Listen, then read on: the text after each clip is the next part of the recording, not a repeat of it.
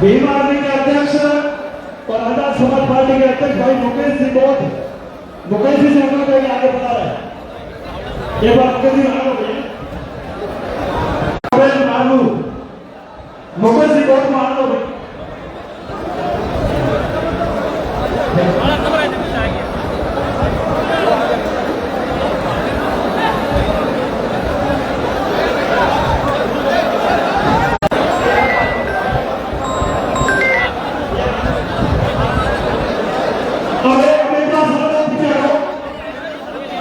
Live live देखिए बड़ा time में देखिए बड़ा पीछे आ रहा है ना। बड़ा एक ही रखो। हाँ बात है एक ही रखेंगे। सभी बात है हाथ में होगी बात। देवराम जी बोले आते हो। तो एक बार शांति से। Sir sir sir. बोले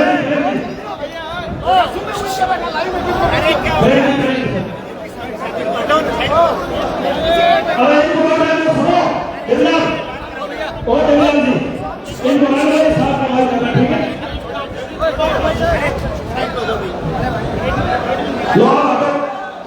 ये तो भैया टोपी वाला है ये साफ करवाई करें अब हो गया स्वागत धन्यवाद धन्यवाद। अब सब लोग बैठ लो। अब हो गया सबकी तरफ से धन्यवाद। अब हो गया धन्यवाद भाषण के बाद दोबारा और रखेंगे। सब तो भैया सुनो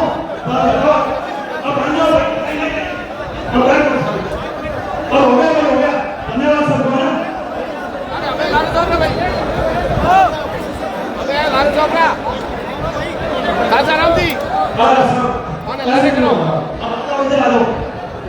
सारा मत को खाली करो मत पीता हो। अब हो गया सबकी तरफ से एक बार बोलो वीर तेजा निवास की।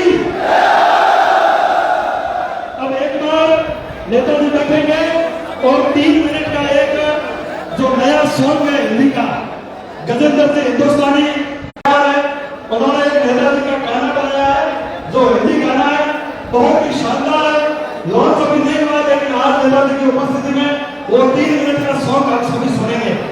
नानूराम जी नानूराम को सारे उठाए अब एक बार सारा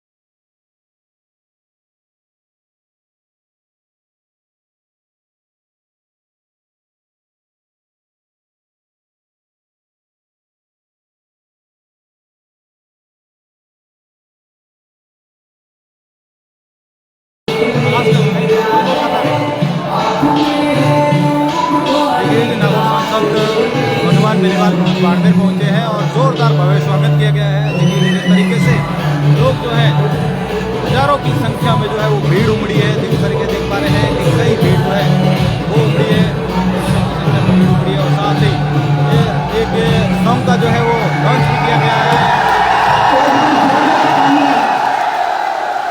तो चलिए परिवार की भाभी के लिए इस गाने के लिए एक बार दोनों हाथ उठा करके जोरदार तालियों के साथ में अभिनंदन करने का निवेदन रहेगा खान सिंह जी राजपूत से कि आप बनाए बहुत मजबूत आवाज है, पछोड़ा विधानसभा चुनाव में आप जुजारू है और 2 मिनट में अपनी बात पूरी करेंगे। और नेताजी के साथ बड़ाना बीकानेर से हमारी पार्टी के वरिष्ठ नेता भाई विजय पाल जयनीवाल, जोधपुर से ऊपर लक्ष्मण जी और तमाम टीम अजीत सिंह जी गढ़वाल और धर्मान जी, तमाम जितने भी नेताजी के साथ और सबका स्वागत करते हैं खान सिंह जी राजपुर, क्योंकि समय बहुत ज्यादा हो गया इसलिए संक्षिप्त में 2 मिनट में बोलेंगे, इसके बाद सीधा नेताजी बोलेंगे।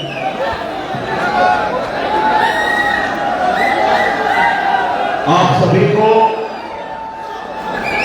होली के पावन पर्व की बहुत बहुत शुभकामनाएं। सबसे पहले 2-3 जयकारे लगे, हनुमान बेनीवाल जिंदाबाद, बेनीवाल जिंदाबाद, राष्ट्रीय लोकतांत्रिक पार्टी जिंदाबाद, राष्ट्रीय लोकतांत्रिक पार्टी जिंदाबाद। आज हम सबके बीच में आप सबके लाडले किसान कौम की मजबूत आवाज, किसानों के वसीला, राष्ट्रीय लोकतांत्रिक पार्टी के संस्थापक आदरणीय हनुमान जी बेनीवाल साहब का भागजी बाड़मेर में हम सब कार्यकर्ताओं की ओर से आपका स्वागत करते हैं, अभिनंदन करते हैं। नेताजी, आपको ज्यादा लंबी चौड़ी बात तो नहीं कहो, पर एक तो जरूर कहो कि आज आप हमारे पीछे आपका उन पौधा ने पानी दीजियो तो बिना पानी सूख रही हो वो मेहनत तो करी करता पर धनिया बिना घर बुझा हुए। आज आप पानी हमारे आया मजबूती हो, हालांकि फोन कॉल के माध्यम जदे जरूरत पड़ी नागोल जदे भी किया आप मजबूती हमारी आवाज उठाई, हमारा काम करिया, पर लाला हवा साल आप बाड़मेर में आया मैं कई लोगों ने बात को क्या मैं मामलों की करेगा लो टाइगर टाइगर और हम सबके लिए सौभाग्य की बात है जब भी कोई बात होती है, जब भी हमारे बाड़मेर जैसे में बालोतरा का नौजवान युवा दलित पीड़ित शोषित तकलीफ में होता है, नागोल का दरवाजा उम्मीद भरी नजर से खटखटाते हैं। आप हमारी आवाज को सुनते हो, हमें हमारी आवाज को बुलंद करते हो। बाकी बहुत सारी बातें नेताजी हमें बताएंगे और आप मजबूत रहना, कोई तकलीफ नहीं है। राष्ट्रीय लोकतांत्रिक पार्टी का कार्यकर्ता आपके लिए जी जान लगा देगा, बलिदान दे देगा, लेकिन आपको नहीं छोड़ेंगे, आपके लिए खड़े रहेंगे, आपके साथ डटे रहेंगे। वो हवा का चौका था जो आया चला गया, लेकिन 2009 से आपके साथ है, वो कार्यकर्ता मजबूती से खड़े हैं और हनुमान जी बेनीवाल साहब के साथ हर खड़े रहेंगे। बहुत बहुत धन्यवाद, नेताजी की बात सुनेंगे। धन्यवाद, जय हिंद, पुनः होली आपको शुभकामनाएं। अपने एक बार सीधा नेताजी के पास एक हमारे बीच में जो किसानों का प्रतीक होता है चौकनी, और उसको भेंट करके नेताजी का स्वागत करेंगे। साथ नेता प्रकाश जी सारंग, नाथू जी टोनिया, राहुल सिंह चाटी और विकी जी जाखड़। एक बार जोरदार तालियां इनके लिए बजाएं। अब हम सीधा सीधा नेताजी को सुनेंगे और भी जो लोग को फोटो वगैरह भेंट करें वो भाषण के बाद में सबको बुला लेंगे, ठीक है। किसी को ज्ञापन देना है, कोई फोटो भेंट करनी है तो नेताजी का भाषण होगा।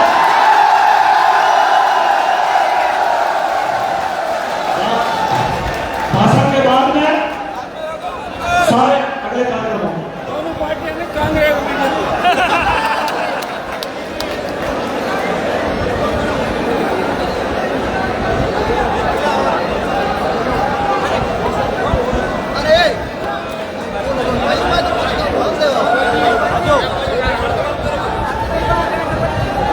बस नेताजी का भाषण होगा, उसके बाद में और कोई फोटो बैठ करनी है या ज्ञापन लेना है वो आपको बुला लेंगे।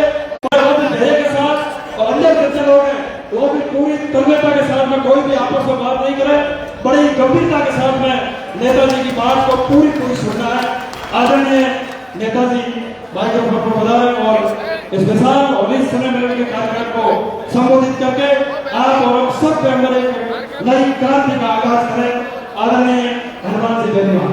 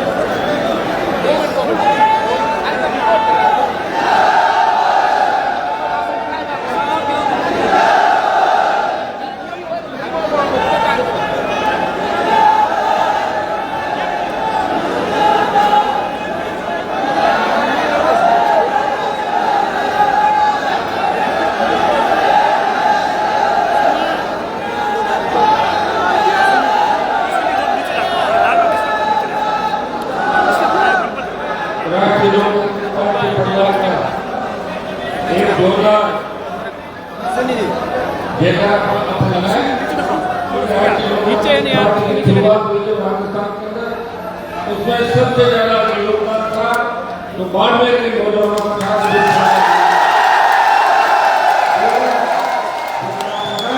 राष्ट्रीय लोकतांत्रिक पार्टी जिंदाबाद, राष्ट्रीय लोकतांत्रिक पार्टी जिंदाबाद, महाराज की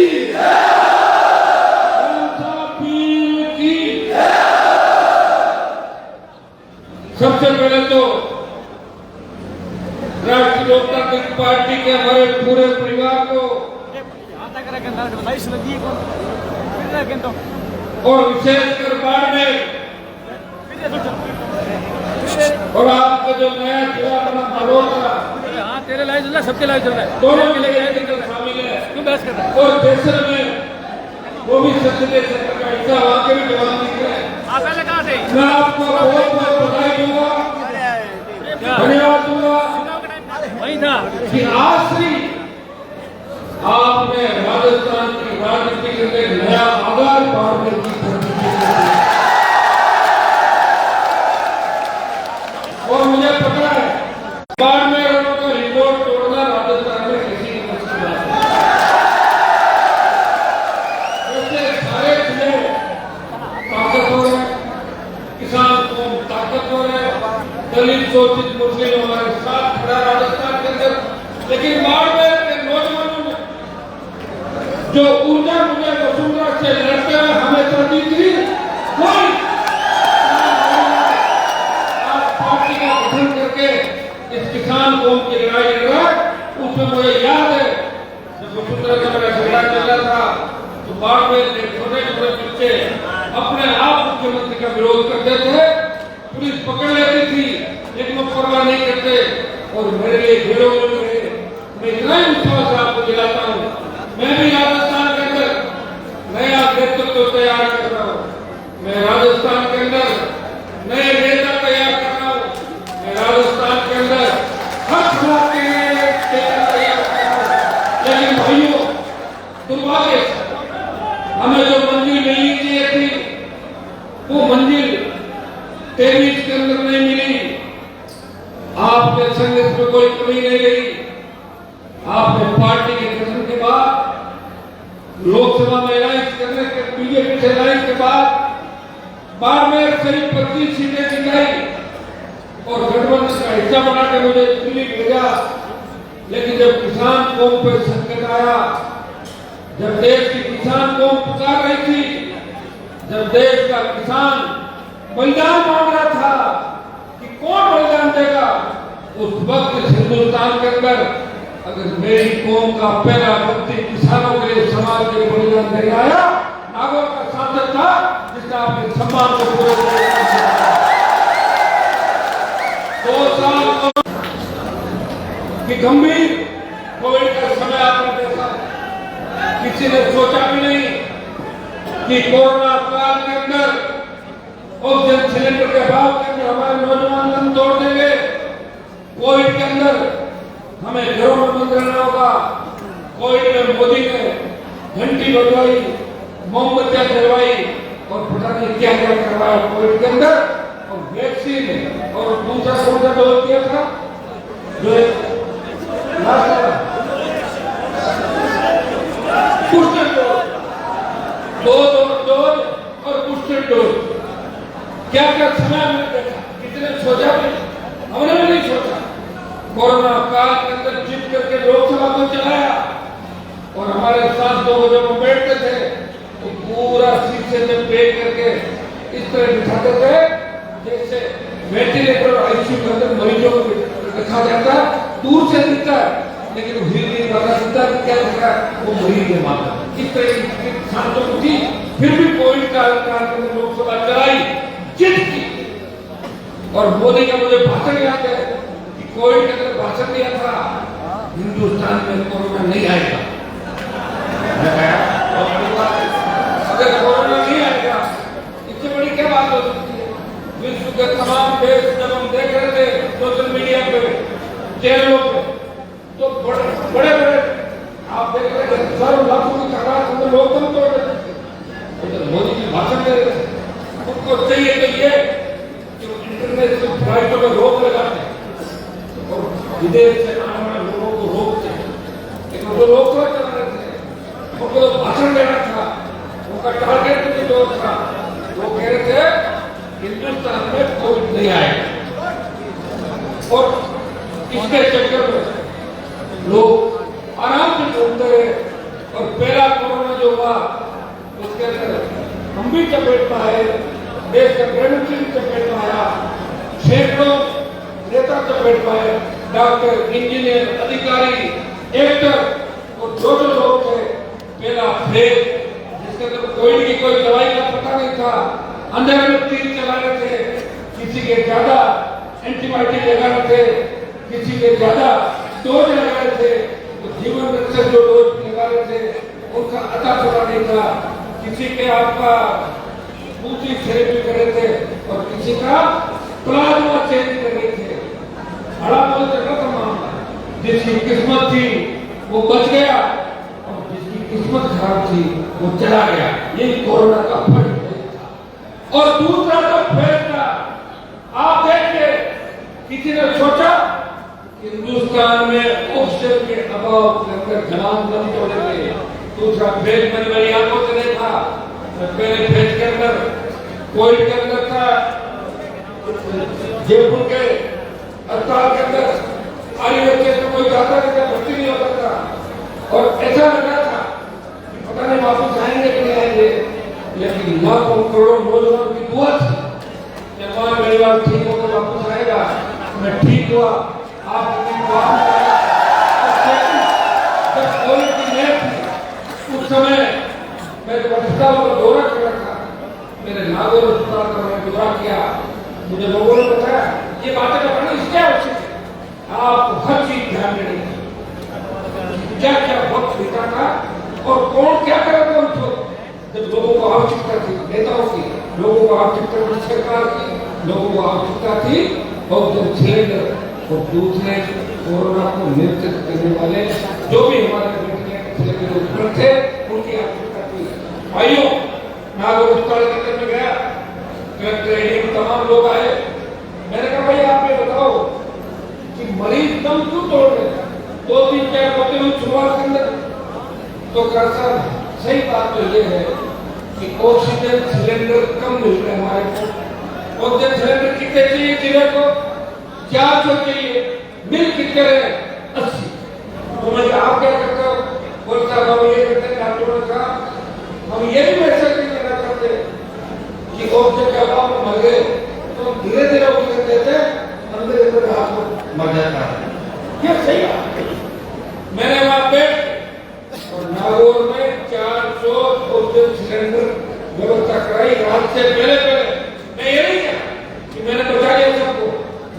और जब सिलेंडर का अभाव उसके बाद किसी व्यक्ति ने दम नहीं तोड़ा उससे और 50 कोई के अंदर राजस्थान का पहला एमपी था जिसने 50 लाख रुपए दिए और वेंटिलेटर खरीद के चालू भी कराए हड़ताल की शुरुआत। अभी जयपुर के अंदर जो गैस त्रासदी बदलाव भी हुए थे कांग्रेस के कई नेता थे बड़े व्यथित की तरह फोटो अभी गया कितना जगह बहुत ज्यादा अंदर से पीड़ित लेकिन रील कैसे बने रील बनाने के लिए गए 1 रुपया किसी नहीं दिया। हनुमान बेनीवाल गया मैंने डॉक्टर को पूछा पता है हम पर के मामले के अंदर अत्याधुनिक और क्या व्यवस्था कर सकते हैं पर यूनिट के लिए और अच्छा क्या कर सकते हैं।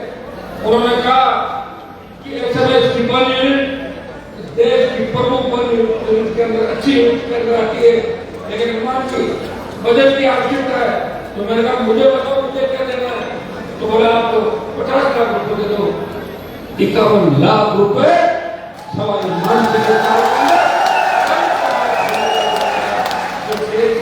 चला जाएगा और हमारे भाइयों के लिए बहनों के लिए भगवान ना करे ऐसे वीडियो वायरल हो जब जाट समाज का एक बच्चा है ये दौड़ता कह रहा था अरे पैसे दे दो मेरी जान बचा लो आपने फोटो देखी थी और हमें इससे अंदाज लगा लो यही राजस्थान की तस्वीर है और यही हिंदुस्तान की तस्वीर है।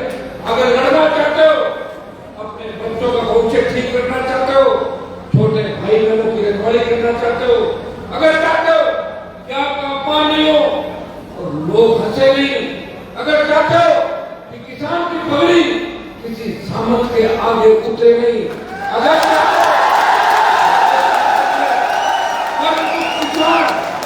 फ्री बिजली टोल मुक्त राजस्थान सशक्त लोकायुक्त रोजगार और पेपर लीक की घटना करने वाले तमाम दोषी शराबों के पीछे और जो भर्तियां हुई उनमें फर्जी जो है भर्तियां कैंसिल हो नए जिले के हमारे पढ़ने वाले बच्चे किसान के बच्चे बच्चियां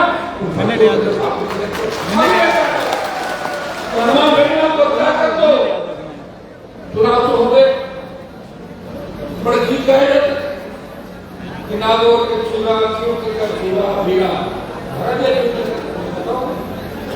1 लाख वोट अगर दूसरी जातियों के 50,000 वोट होते हैं तो 50,000 के 1,10,000 डालते थे अपने नेता को हारने नहीं देते लेकिन 1 लाख वोट और 65,000 श्रीलंका के वोट कितने हैं 1,65,000 15,000 मुसलमान 1,80,000 और टोटल वोट कितने 2,85,000 2 लाख वोट होते हुए भी अपने ही नेता को उन सामंती ताकतों के सामने जिसने कहा कि मेरी मूंछ कटवा लूंगा तुम मूंछ नहीं कटवा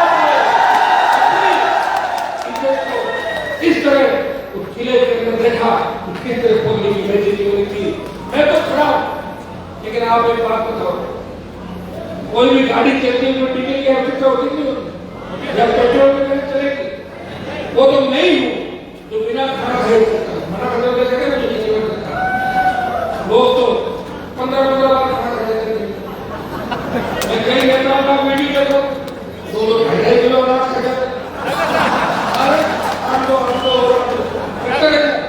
वो तो आपको तय आपको क्या मैं बाड़मेर की जनता बहुत प्यार करता हूं मैंने भाषण भी दिए थे कि पूर्व जन्म का रिश्ता बाड़मेर से लगा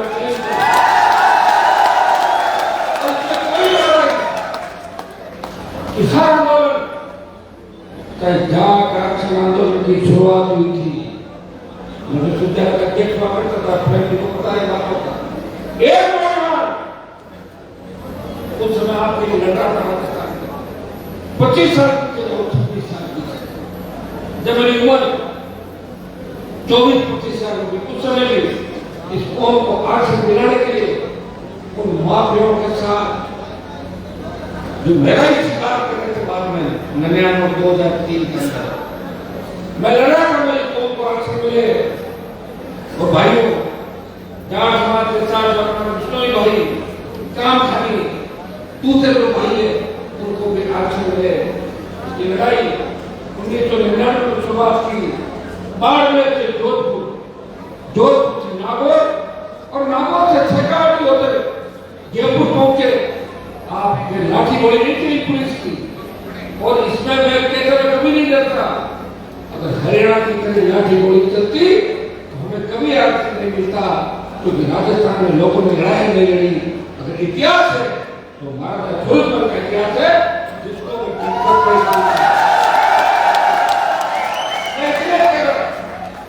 अगर लड़ते और गोली चलती और 2-4 हमारे समाज के लोग शहीद हो जाते तो बताओ क्या होता? समाज के लोग हमें मारने के लिए आ गए थे कि आपने हमारे बच्चों को बर्बाद किया। समझ गए आपको? आप जब तक ये नहीं समझोगे ना, वैसे गुजरों की सादत देश में बात कैसे मारने लगे? आप क्या सोचोगे? अपने वजह मारने लगे। कोई सिख, कोई जहां बड़ा था, कोई रोड का, कोई मद्रासी, वो लोग थे कि क्या करो? उन्होंने लड़ाई लड़ी तो कोई हरियाणा का किसान का बेटा था, उत्तर प्रदेश का था, पंजाब का था, वो दिल्ली का था। हो सकता है कोई अपना भी एक बार उधर आना चाहता था। क्रांतिकारी लोगों पे नहीं है। मैं ये बात इसलिए कहता हूँ कि वो एक समय का चक्कर था, लेकिन उनके नेताओं को जब लगी वो मजबूत, कोई लोग नहीं। जब आरक्षण आंदोलन हुआ जाटों का और राजस्थान में गुजरों का, मैं गुजर आरक्षण आंदोलन के समय गुजर समाज के साथ था। इस तरह मेरे भाइयों को मैं मरते हुए देखना चाहता था, रोड पर बैठा था, किस तरह एक एक करके 70 बेटों को उधर सरकार ने मारा। तब देश में बात चली कि आज तक इतिहास का जो सबसे बड़ा आंदोलन है वो गुजर आरक्षण आंदोलन है, जिसमें गुजरों ने पुलिस को बेहतर सादत के बाद भी पुलिस को भागे खड़ा पड़ा और गुजर समाज ने इस सरकार को झुकाया। लेकिन अगला आंदोलन सुना, हरियाणा का जाट आरक्षण आंदोलन। मैं गया था हरियाणा, एक राजस्थान से एक किसान का बेटा विधायक था, वो हरियाणा गया और राजस्थान में 300 जगह प्रदर्शन कराए। और जब हरियाणा के जाट समाज के बच्चे लड़ रहे तो देश का मीडिया में लिख रहा था कि वाय वीरों, गुजर आंदोलन के अंदर जो पुलिस पेट पे गई, जाट आरक्षण आंदोलन में मिलिट्री को भी भागना पड़ा।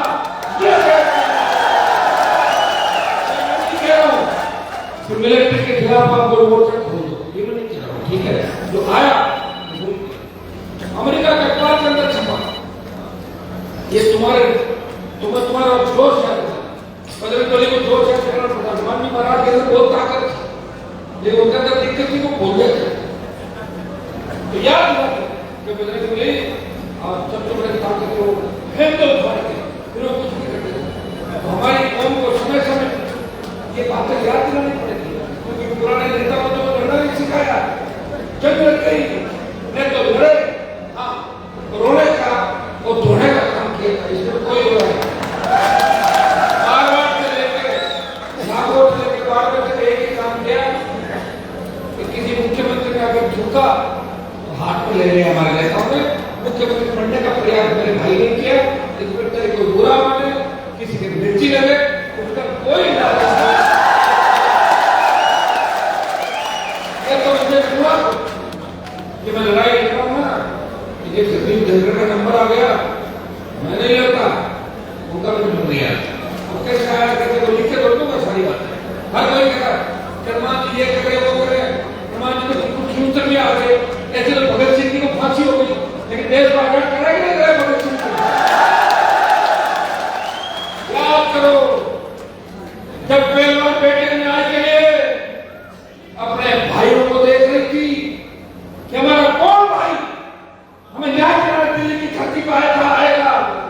20 एमपी तुम्हारे थे, 25 तुम्हारे भाई और थे, लेकिन उन पहलवान बेटे को न्याय कराने जंतर मंतर पे अगर 1000 नौजवानों के साथ जाके ये कहा कि मोदी जी उस बाहुबली को ठीक कर दो, नहीं तो इस कौम से टकराए हम उस बाहुबली का इलाज करेंगे।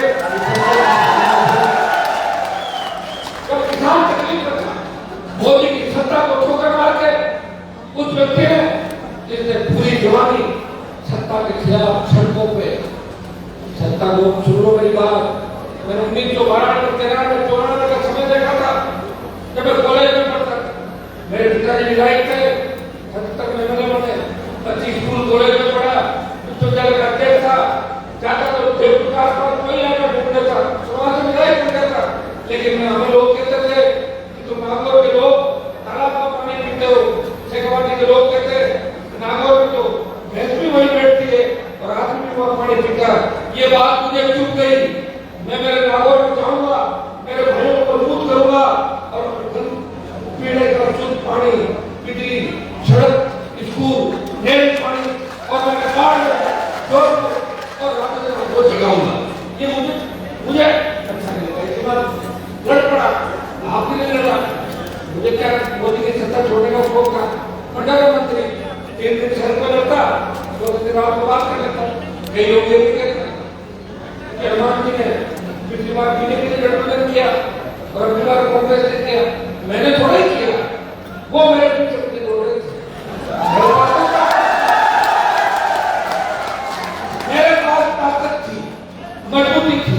मैं फिर आपको कहूं कि कांग्रेस के लोग भाजपा में चले जाते हैं, भाजपा में कांग्रेस में चले जाते हैं। ये तो मेरी बात सुनो, ये आप हिस्ट्री के अंदर जाओगे, जितने भी बड़े वीर पकड़े गए, जितने भी वीरों ने शहादत दी, बड़े नाम जिनके थे, तुम कोई चेतन जरूर था उनके साथ या किसी तरीके से हिस्ट्री पढ़ोगे, जारी पढ़ोगे। इसलिए मुझे इस बात का कोई दुख नहीं कि कौन आगे भी छोड़ के गया और कौन नहीं गया। पार्लियामेंट के अंदर आपकी इच्छा थी, आपने मुझे नहीं छोड़ा।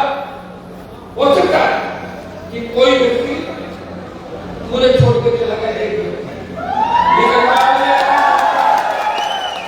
मुझे छोड़ के नहीं गई और मैं आपको विश्वास दिलाता हूं, मुझे पद की आवश्यकता नहीं और छोटा बड़ा मंत्री में बन भी जाऊंगा तो मैं ज्यादा तो जरूर नहीं मिलूंगा। आपके मंत्रालय से मंत्री नहीं बन के संतरी बनकर आपकी सेवा कर रहा हूँ। भाई ये सही बात, पार्टी संगठन का विस्तार नहीं किया और मैंने कई लोगों पर ज्यादा भरोसा कर लिया। भरोसा तो करना ही पड़ता है, भरोसा तो हमेशा आपको जानते हैं, भरोसा तो भाइयों पर भी करना पड़ता है, आसपास के लोगों पर भी करना पड़ता है, कईयों पर करना पड़ता है। लेकिन मैं बाद में जोधपुर को, नागौर को, राजस्थान को अगर मंत्री था, बहुत बड़े इलाके थे, या तो 50 साल चौकीपुर के 4 जिले तय कर लेता, अगर मैं लड़ता तो 4-5 जिले के मैं पूरे राजस्थान में लड़ा। 2 साल कोई चले गए, संसाधनों की बहुत बड़ी कमी थी।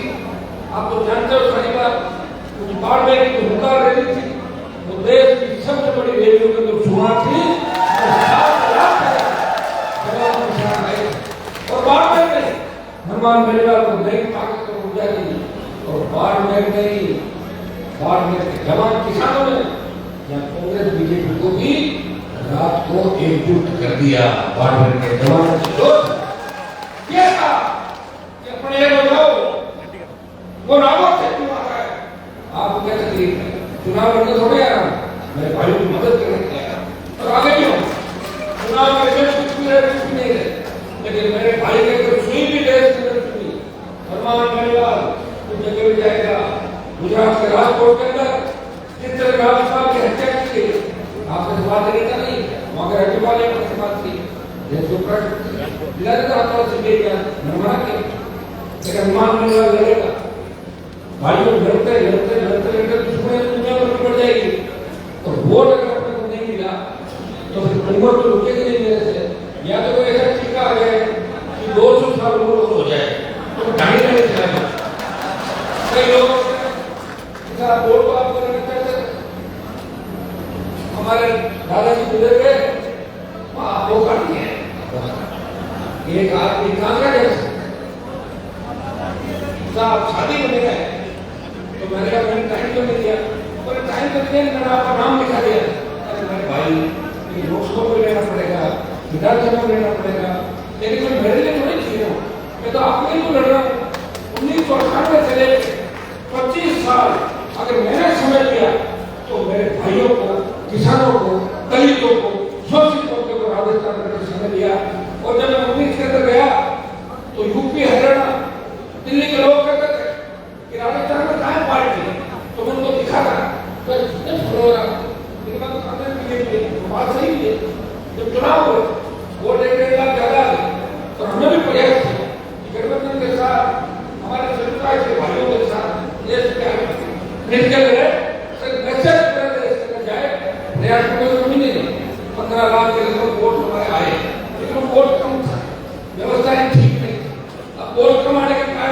सेवा बोर्ड की युवा।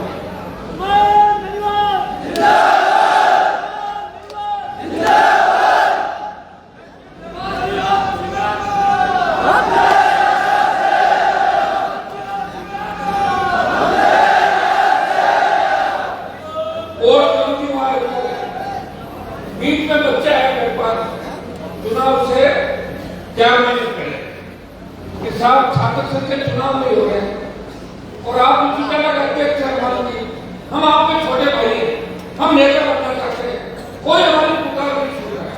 मैं कहा कोई पुकार नहीं सुन रहा, मैं चला गया और 1 महीने में 6-7 रैलियां करी राजस्थान में, जोधपुर, उदयपुर, बीकानेर, सीकर, जयपुर की, भरतपुर और तमाम अजमेर, और रैलियां करने के बाद जब रैली थी तो उसमें छात्र नहीं आए, तो मैं आरएसपी के कार्यकर्ता है। आप देखा कि जिनके लिए मैं लग रहा था, जिनके लिए मैंने मेरा 1 महीने का कीमती समय खराब किया, वहां छात्र नहीं आए, सिर्फ छात्र नेता आए।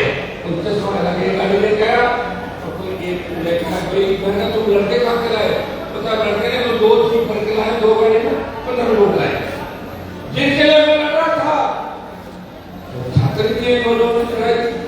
मैंने पहली बार देखा कि हनुमान बेनीवाल की रैली के अंदर इतने कम लोग, रैली में 5 लाख 7 लाख 2 लाख क्या घटा आप कर देते हो, ये आखिर कारण क्या था?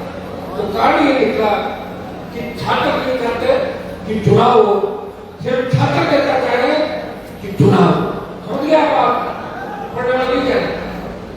फिर भी मेरे भाइयों के लिए लोकसभा का मामला उठेगा, इस विधानसभा में वापस उठा है कि छात्र के चुनाव कराओ ताकि गाँव के ध्यान के लड़के बनिए मजबूती के साथ आ जाए।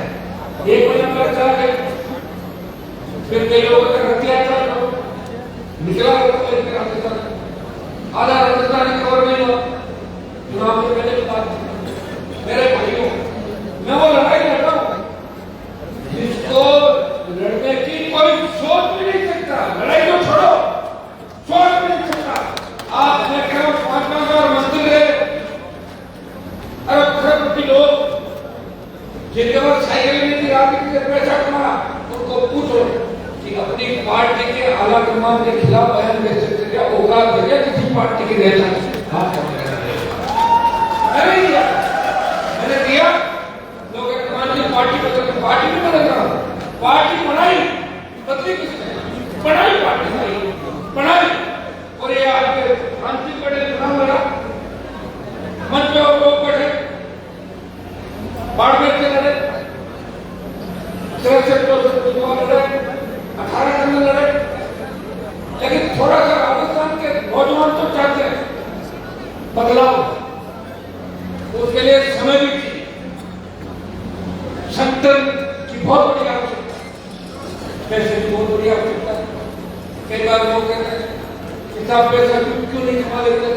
मैंने कहा पैसा कमाने की सोच मिलूं तो मोदी हमेशा प्रॉपर्टी, मैंने कहा पैसा कमाने की सोच मिलूं तो मोदी हमेशा ईडी सीबीआई करके वो दिलवा सकता नहीं, अभी कहां से दिलवा?